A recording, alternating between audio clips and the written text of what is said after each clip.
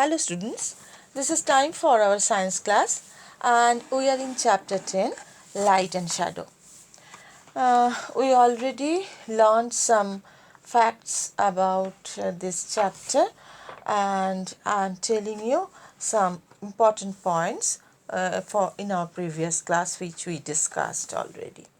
Actually, sources of light can also be classified into natural and man-made. Objects can be classified into luminous and non-luminous. Objects can also be classified into transparent, translucent and opaque materials depending upon how much light can pass through them. A shadow is formed when an opaque object comes in the path of light. And now today we will discuss on points Earth and its movement, actually movements of our planet Earth and solar and lunar eclipse. Okay, so do you know that the Earth is moving all the time? Yes, Earth moves around the sun on a fixed path always, all the time. This path is called the orbit. Earth shows two types of movements, rotation and revolution. Actually, like a top, the Earth moves around its own axis. Here in the picture, you can see this. The spinning movement of the Earth on its axis is called rotation. And it takes 24 hours to complete one rotation.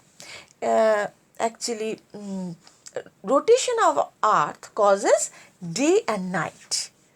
The part of Earth which facing the sun has day and the other part will have night.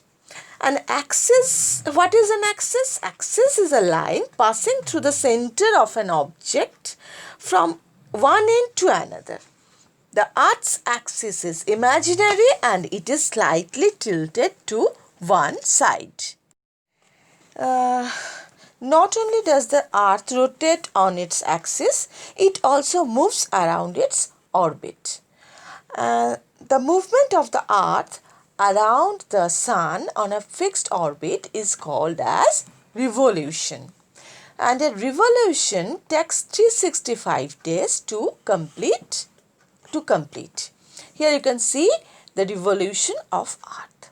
Revolution of Earth causes changes in season. The Earth takes 365 days and 6 hours to complete one complete revolution. Actually, the orbit of the Earth is an imaginary path. Revolution of the Earth is important. Why? Because it plays an important role in the changes of season. Now, I am telling you about eclipses. Just as shadows are cast on the wall or any screen, the sun, the moon and the other heavenly bodies are also cast shadows in space. But these shadows are visible only when they fall on some surface. Eclipses are examples of shadows formed by celestial objects on each other. An eclipse takes place when any three celestial bodies falls in a straight line. An eclipse is caused by the revolution of the moon around the sun, the rotation of the earth around its axis, and number 3, the revolution of the earth around the sun. Eclipses are of two types. These are solar eclipse and lunar eclipse. Firstly, I am telling you about solar eclipse. You can see this picture. While rotating, when the moon comes in between the sun and the earth, solar eclipse occurs. The moon blocks the sun's light. You can see here, the shadow of the moon falls on the earth. A total solar eclipse is seen where the light from the sun is completely covered by the moon.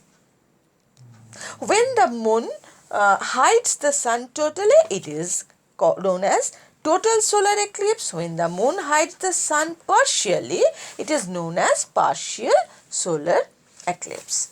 Partial solar eclipse occurs when the earth, moon and the sun do not form a perfect straight line. When the moon blocks the sun's center, leaving behind a ring of fire around, it is called as annular eclipse. Here you can see this picture, annular eclipse, ring of fire. Next I am telling you about lunar eclipse. Lunar eclipse occurs when the earth comes in between the sun and the moon. The shadow of the earth is casted on the moon. In this process, the moon is hidden from the sun. It occurs during full moon. There are three types of lunar eclipse, you know. They are total lunar eclipse, partial lunar eclipse and penumbral lunar eclipse. So, there are three types of lunar eclipse: total lunar eclipse, partial lunar eclipse and penumbral lunar eclipse. When the earth hides the moon completely, it is known as total lunar eclipse. See this picture, watch this picture carefully, okay?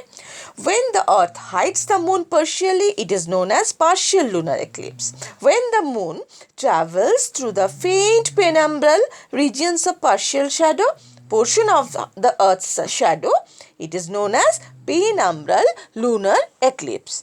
So, you all watch these pictures carefully and try to understand the solar and lunar eclipses. So, this much for today's class and till our next class. Bye.